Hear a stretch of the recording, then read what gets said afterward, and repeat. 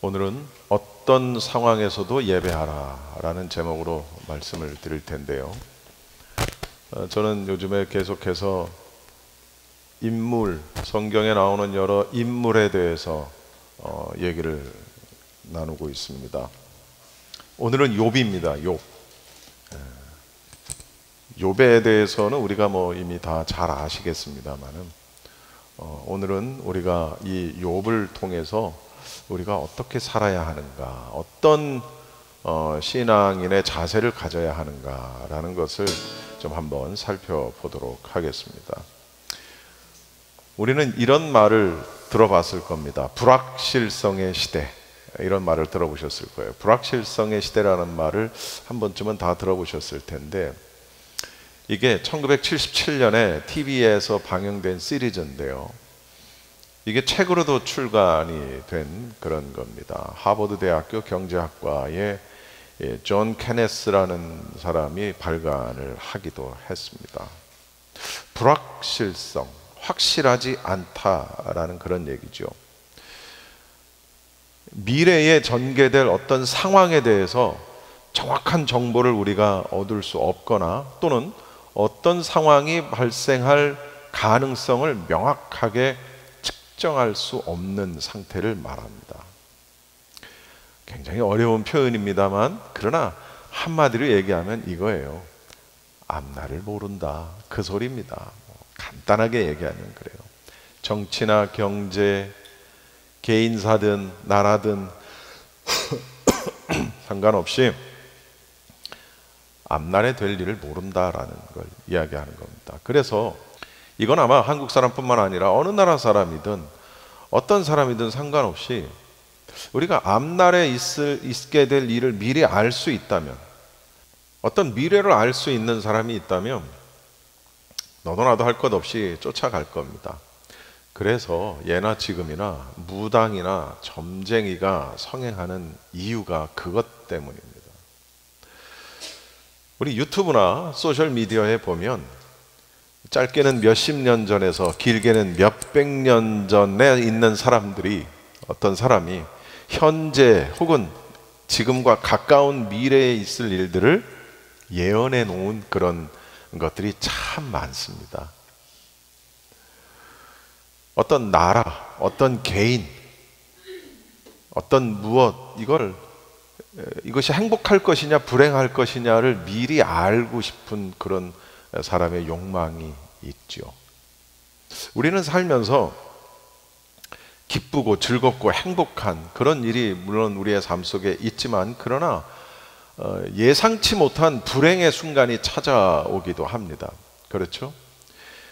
어떤 개인적으로도 그렇고 가정적으로도 그렇고 소위 우환이 우리 안에 닥쳐온다는 겁니다.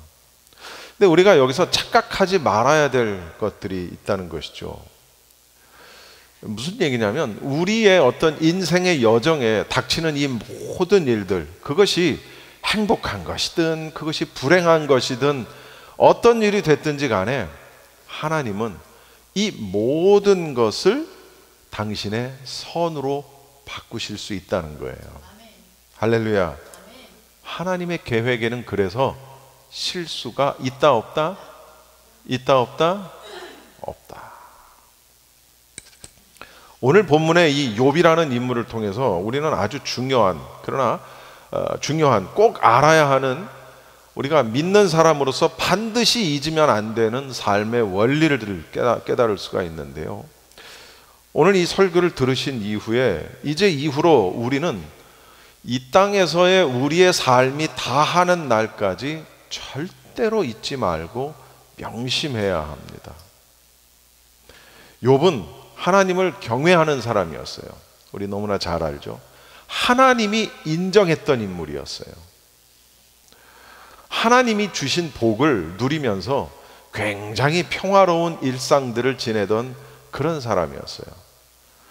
정말 이렇게 신실한 사람이 없어요. 그런데 이런 신실한 사람의 인생에서 말도 안 되는 일이 벌어지죠. 그것도 한꺼번에. 여러분, 우리는 이것을 통해서 하나님의 사람들의 삶이 하나님을 경외하면 복을 누린다. 이것만으로 하나님의 사람들의 삶이 단순화될 수 없다라는 것을 깨닫게 됩니다. 우리는 우리의 삶 속에서 정말 이해할 수 없는 그런 신비로움이 우리의 삶 속에 있어요. 신비로움만 있는 게 아니에요. 우리가 정말 이해하지 못할 황당함이 우리의 삶 속에 있다라는 것이죠. 그 속에서 인간은 때로는 어떤 혼란을 느끼기도 하고 탄식하기도 하고 때로는 절망하기도 합니다. 그런데 그러한 과정을 통해서 더 깊어지고 더 넓어진다는 것이죠. 사탄은 하나님께 이렇게 얘기합니다. 하나님, 하나님이 복을 주시면 하나님을 경외하는 척 하겠지만 하나님이 그 복을 걷어가시면 하나님께 등을 돌릴걸요? 충분히 이해가 가죠. 사탄은 장담을 했어요. 모든 것을 잃어버리고 아무것도 없는 상황에서도 하나님을 사랑할 사람은 없을걸요? 라고 지금 사탄이 장담을 하는 거예요. 우리 사랑하는 성도 여러분, 만약 우리가 무언가를 얻기 때문에 혹은 얻어내기 위해서 하나님을 예배한다? 또 반대로 어떤 가난과 환난과 고난 때문에 하나님을 등진다? 그러면 우리는 고작 이 사탄의 말 안에 머물러 있는 거예요. 우리는 이 점을 반드시 잊어서는 안 돼요. 하나님께서는 이와 같은 사탄의 장담에 그래? 그러면 욥을 한번 시험해 보거라 라고 욥에 대한 시험을 하나님이 허용하시는 것을 보게 돼요. 온전히 하나님을 경외하면서 살아온 욥에게서 모든 것을 빼앗는 일을 허용하신다는 거예요. 누가? 하나님이. 이런 것처럼 때때로는 정말 죄 없고 너무나도 신앙생활을 잘하고 경건한 사람, 야, 저 사람은 법 없이도 살겠다, 저 사람은 정말 신앙생활 잘하네 하는 사람에게도 고난을 주신다는 거예요. 하나님의 허용의 범위 안에서. 우리는 이 점을 절대로 잊어서는 안 돼요. 이것은 하나님을 잘 믿으면 복 받고 죄를 지으면 벌 받는다, 이런 단순하고 단편적인 이야기가 아니라는 것을 우리는 깨달아야 합니다. 때로는 정말 까닭을 알 수 없는 고통이 우리의 삶 속에 찾아온다는 거예요. 그렇죠? 하나님께서는 사탄에게 모든 소유를 네 마음대로 한번 다 해보거라, 하지만 그의 생명에는 손을 대지 마라. 하루는 하나님을 경외하는 의로운 욥에게 까닭을 알 수 없는 재난이 연달아 닥칩니다. 그리고 모든 것을 잃어버리는 상실의 순간들이 폭풍처럼 밀려오기 시작을 했어요. 사탄이 작업을 하는 거죠. 욥은 한순간에 자신이 가지고 있던 모든 가축, 부리던 종들이 한꺼번에 다 도둑을 맞아버리게 되는 거예요. 빼앗겨 버리는 거예요. 잃어버린다는 얘기예요. 그런데 그것도 모자라서 생떼 같은 10명의 자녀가 한날 한시에 다 죽어버립니다. 그것도 맏아들의 생일날. 여러분, 이것은 고난, 환난, 이걸로는 표현이 안 되는 거예요. 우리가 흔히 날벼락. 우리들 중에, 여러분 중에는 엄마도 계시고 아빠도 계시잖아요. 자녀가 있잖아요. 여러분 누군가에게 이런 일이 닥쳤다고 한번 생각해 보자고요. 그나마 얼마 있지도 않은 통장의 어카운트가 어느 날 다 사라져 버리고, 그리고 여러분의 자녀가 어느 날 갑자기 다 죽는다면, 아우, 상상도 하기 싫죠. 생각도 하기 싫은, 이런 일을 당하면 어떠실 것 같아요? 저는 돈도 없고 자녀도 없지만 만약에 그런 일을 당한다면 아마 머리가 터져 죽거나 정신이 미쳐서 정신병원 신세를 질 것 같아요. 자기가 키우던 강아지 한 마리가 죽어도, 자기가 키우던 고양이 한 마리가 죽어도 얼마나 슬픈지 몰라. 그래서 사실 집사람하고 저는 강아지 정도 하나 이렇게 키우면 참 좋을 텐데, 왜냐면 강아지 좋아하거든요. 고양이까지는 몰라도 강아지는 좋아하거든요. 근데 못 키우는 이유가 언젠가는 헤어져야 되는데 그걸 감당할 자신이 없어. 유튜브나 이런 데 보면 키우던 고양이, 강아지가 세상을 떠날 때 무지개 다리를 걷는데 꼭 그렇게 표현하더라고요. 뭐 사람이 죽은 것처럼 슬퍼하고 우울증에 빠지고, 아시죠? 근데 내 자녀가 그런 일을 당했다? 여러분, 상상도 할 수 없어요. 그런데 이 일이 욥에게 벌어진 거예요. 욥이 가지고 있는 그 많던 재산이 어느 날 다 강도를 당해버리고 10명의 자녀가 한날 한시에 세상을 떠나요. 나는 욥이 사는 게 신기해. 여러분, 우리의 삶 속에는 이유를 알 수 없는 일이 일어날 수 있다는 사실을 우리는 반드시 알아야 돼요. 그건 우리가 하나님을 향한 신실함이 있는데도 그 환난을 막아주지 못한다는 거예요. 우리가 하나님을 믿고 하나님을 경외하는데도 불구하고 우리에게 닥치는 그 환난을 그 신실함과 경외함이 막아주지 못한다는 거예요. 이처럼 하나님께는 어떤 이유와 목적이 분명히 있지만 우리는 알지 못하는 일들이 허다하게 일어난다는 거예요. 그렇죠? 나중에서야 아는 경우가 허다해요. 아, 이래서 그러셨군요. 네. 여러분, 이처럼 우리의 삶은 어떤 인과관계로 다 설명할 수 없을 만큼 신비롭기도 하고 황당하기도 하고, 그래서 우리 인생은 예측 불가능하다, 우리는 불확실성의 시대를 살고 있다, 이렇게 말하는 겁니다. 욥은 슬픔 때문에 어떻게 했느냐? 자신이 입고 있던 옷을 찢고 자신의 기르는 머리털을 다 밀어버립니다. 겉옷을 찢고 머리털을 미는 행위는 고대 근동에서는 엄청난 슬픔을 당했을 때 보이는 행동입니다. 슬픔과 애통의 감정을 표현한 것이죠. 그런데 욥은 우리는 욥의 다음 행동을 주목해야 된다는 것이죠. 이렇게 미쳐버리고 돌아버릴 것 같은 상황, 자신의 옷을 다 찢고 자기의 머리를 삭도로 밀어버리는 이런 견디기 힘든 상황 속에서도, 그런 상황 속에서도 욥은 하나님께 예배했다는 거예요. 하나님을 찬양했다는 거예요. 욥은 모든 것을 다 잃고 고통당하면 하나님을 예배하지 못할 것이라는 사탄의 장담에 펀치를 날려버린 거예요. 사탄은 장담했거든요. 에이, 하나님이 돈도 주시고 자녀도 주시고 복을 주시니까 욥이 그렇게 하지, 욥이 가지고 누리고 있는 모든 걸 다 빼앗아 보세요. 그러면 욥이 그렇게 하나.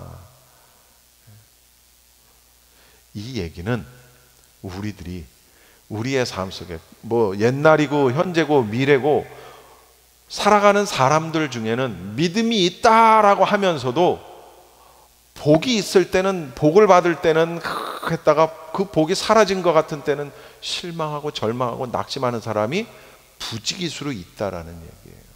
그러니까 사탄이 얘기하는 거예요.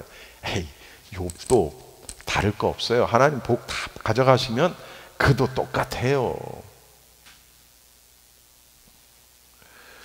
욥의 이런 자세를 통해서 우리는 이런 걸 깨달아야 돼요. 뭐냐면 상실과 모든 걸 잃는 상실과 슬픔이, 그 슬픔이 하나님을 원망하거나 하나님을 등지거나 혹은 하나님을 떠날 이유가 되지 않는다는 사실이에요. 우리는 마귀의 헛된 장담에 놀아나는 그런 신앙인이 돼서는 안 된다는 거예요. 그런 수준이 돼서는 안 된다는 거예요. 슬픔과 고난이, 상실의 고통이 예배를 막지 않고 예배가 슬픔을 배제하지도 않습니다. 이해하셨습니까? 이게 무슨 얘기냐면 슬픔과 예배라는 것은 우리 믿는 이들의 삶 속에 얼마든지 공존한다는 거예요. 같이 갈 수 있다는 거예요. 여러분, 우리가 잘 아는 대로 예수님을 믿는다고 해서 늘 좋은 일만 일어나지 않아요. 교회 다닌다고 해서 슬픈 일이 전혀 일어나지 않는 게 아니에요. 아시잖아요. 그죠? 하나님을 경외하는 삶을 살아도 사업이 망할 수 있고, 신실하게 살아도 내 자녀가 부모 먼저 세상을 떠나는 일이 있을 수 있다니까요. 모든 상실의 순간에도 어떤 상황 속에서도 우리는 어떻게 해야 한다? 하나님을 찬양하고 하나님께 예배해야 하는 거예요. 할렐루야. 여러분, 욥은 자신에게 있던 모든 것, 심지어 자녀들까지도 다 하나님 것이다 라고 고백을 했어요. 뭐라고 오늘 본문에 보면 뭐라고 그랬냐면, 하나님, 어차피 나는 알몸으로 나왔기 때문에 알몸으로 가는 게 당연합니다. 남 얘기가 아니에요. 자기 얘기 지금 하는 거예요. 주신 분이 여호와시니 거두시는 분도 여호와십니다. 알몸으로 나왔으나 옷 한 벌은 건졌지 않소. 뭐 이런 노래도 있더만. 이거 정말 당연한 건데, 근데 이게 쉽게 고백이 안 된다니까는요. 이게 고백이 안 돼. 우리가 뭐라고 고백해요? 우리는 내가 얼마나 노력을 했는데, 내가 죽으라고 일을 해서 내가 번 건데, 내 건데. 여러분, 그래서 부자들이 다 그런 건 아닌데 부자들이 더 인색할 때가 많아요. 인색할 때가 많아요. 폐지를 주워서 하루 일당을 벌어서 먹고 사는 사람이 또 자기보다 어려운 사람을 생각해서 기부를 하는 그런 사람들이 있다니까요. 일론 머스크한테 어떤 사람이 그랬어요. 일론 머스크가 얼마나 재산이 많은 줄 아세요? 당신이 가지고 있는 재산의 몇 %만 기부를 하면 아프리카의 기아들을 다 없어지게 할 수 있습니다. 그들을 다 배불리 먹게 할 수 있습니다. 누가 그랬다니까요. 일론 머스크한테. 일론 머스크가 뭐라고 했을까? 아무 말도 안 했어요. 웃고 말도. 그런 거예요. 왜? 내 건데. 모든 소유권이 하나님께 있다. 욥은 인정을 했어요. 어차피 하나님 거기 때문에 모든 것을 잃어버린 상황에서도 내 거 잃어버렸나? 하나님 거지. 잃어버렸으면 하나님 거 잃어버렸지. 하나님을 찬양하고 하나님께 예배할 수 있었다라는 거예요.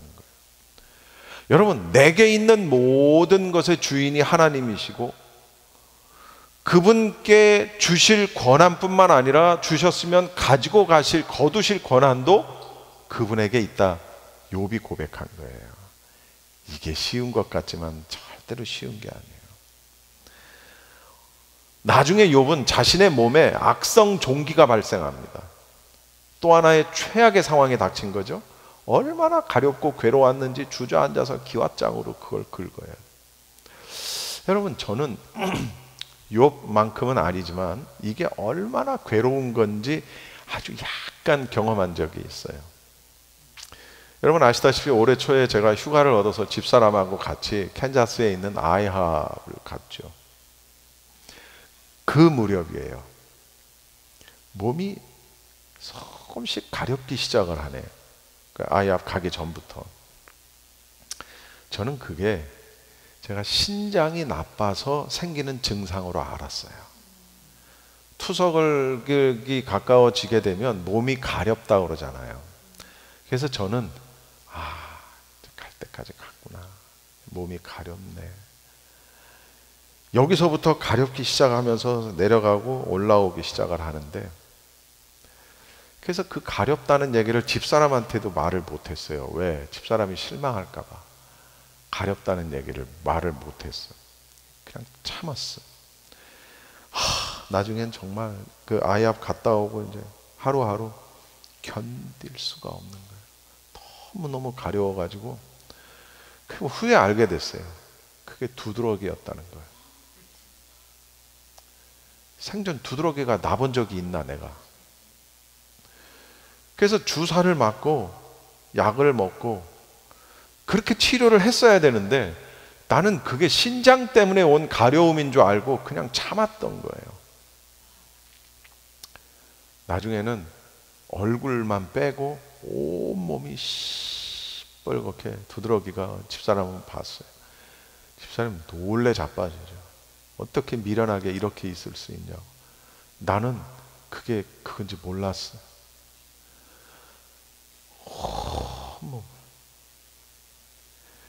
이미 나는 그때 그 전부터 식사를 잘 못하기 시작을 했기 때문에 살이 쑥쑥쑥 빠져가면서 면역력이 떨어지니까 두드러기가 난 거야.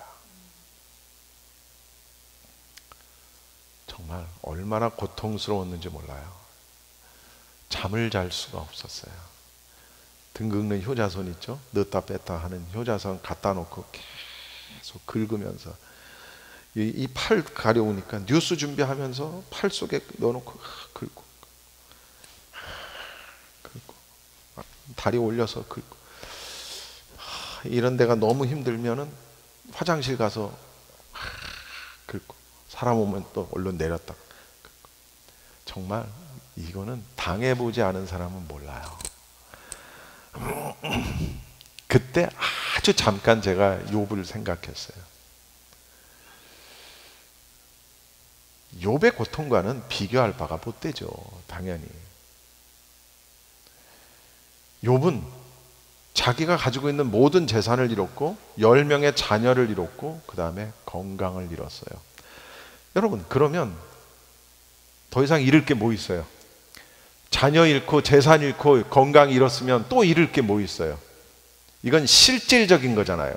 무슨 뭐 인기를 잃고 명예를 잃고 그건 추상적인 거고, 이건 완전히 물질적인, 완전히 그냥 다 잃은 거죠.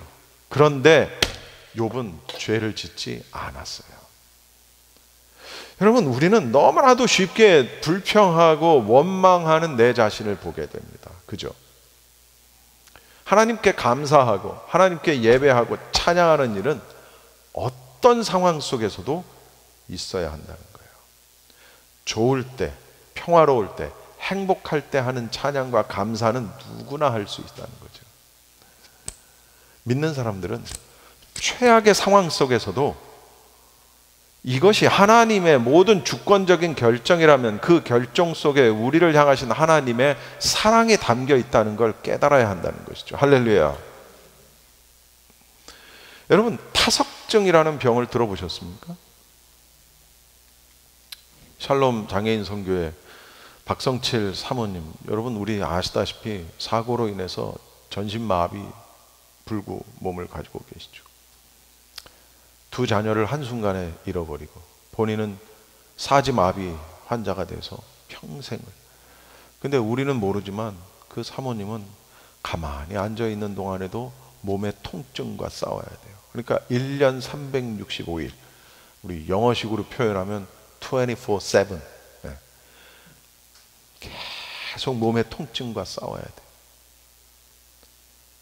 젊어서 그렇게 되셨으니까, 지금 이제 70이 다 되셨으니까 너 얼마나 오랜 세월을 그렇게 하루하루를 보내고 계세요. 그런데 얼마 전에 타석증이라는 병까지 걸렸어요. 타석증이 뭐냐면 우리 몸에는 물이 흐르는 곳에는 돌이 생기게 돼 있어요. 그래서 신장결석, 요로결석, 그 다음에 침이 흐르는 침샘에 돌이 또 생기는 거야. 우리 민사모님, 정사모님 요로교서 그게 얼마나 고통스러운지 경험해봤죠. 근데 그게 침샘에 있는 거예요. 돌이. 정말 그 고통은 이루 침을 삼킬 수도 없고 밥을 먹을 수도 없고 그 통증과 이루 말로 그래서 수술을 해야 되느냐라는 상황까지 간 거예요. 기도하기 시작을 했어요. 결론은 돌이 스스로 빠져나갔어. 그 컨디션에 수술까지 하면 그게 저는 그런 생각을 해요. 하나님 너무 하시지 않아요? 하나님 하다가 타석증이라뇨. 이름도 모르는 평생 마비로 지낸 팔다리를 회복시켜 주셔도 시원치 않을 판에 타석증이라뇨. 하나님. 박모세 목사님은 지금 허리 디스크로 고통을 겪고 계세요. 사모님을 들었다 놨다 들어놨다. 젊으실 때는 괜찮았는데 그분이 이제 지금 70이 넘었어요. 그러니까 이게 디스크가 온 거예요. 그분이 평생을 샬롬 선교회 가면은 안쪽에 보셨는지 모르지만 짐이 있어요. 운동기구가. 그게 왜 있냐면 장애인들도 운동을 하지만 목사님이 짐에 갈 시간이 없으니까 거기서 운동하시느라고. 왜? 그렇게 하지 않으면 사모님을 케어를 못해. 케어를 못해. 우리 김재순 권사님 저런 가벼운 분도 들었다 올렸다 하려면 우리 얼마나 아픈지 몰라. 나 허리 아파가지고 막. 근데 사모님은 더 무게가 나와요. 여러분, 저는 투석을 할지도 모르는 상황 속에서 사실은 속으로 너무너무 힘들었어요. 투석을 한다고? 내가? 그러면 어떻게 되지? 한국도 못 가고 어떻게 되는 거지? 그러면 내 이후의 삶은 내가 이제 어떻게 되는 거지? 계속 생각을 해보는 거죠. 이게 뭐지?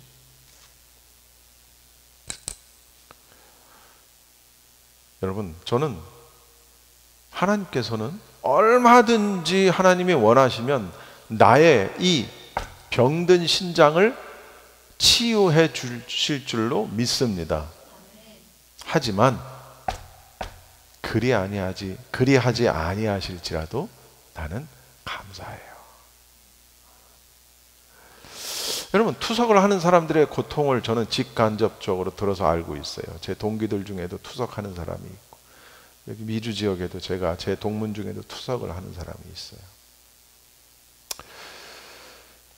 하지만 내 스스로에게 이렇게 말했어요. 너무나도 힘들고 내적으로 고통스러운 그런 상황 속에서 무슨 생각을 했냐면, 그래, 적어도 나는 다른 사람의 손을 빌어서 살아가지 않아도 되잖아. 내가 지금 하는 방송 일 정도는 내가 얼마든지 할 수 있잖아.